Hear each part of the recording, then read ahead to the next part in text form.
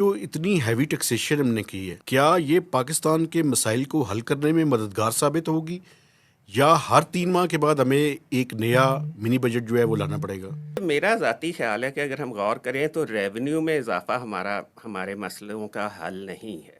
अभी finance ministry की website पे जाके बजट पब्लिकेशन का एक टैब होता है, उसमें से बजट 24-25 का बजट इन ब्रीफ निकाल के देखें, छोटी सी एक बुकलेट होती है, जी सर। उसका सफ़ा नंबर 5 है मेरा ख्याल।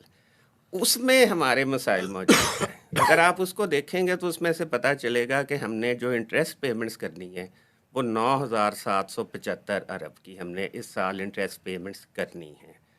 और जो नेट फेडरल रेवेन्यू है एफबीआर के रिसीट्स। टैक्सेस में से हिस्सा मिला के नॉन टैक्स रेवेन्यू मिला के वो 10,300 है तकरीबन। तो यानी कि बिल्कुल ठीक जितने कह रहे हैं। पैसे एफबीआर ने और हम गवर्नमेंट ने इकट्ठे करने हैं वो सारे के सारे इंटरेस्ट पेमेंट्स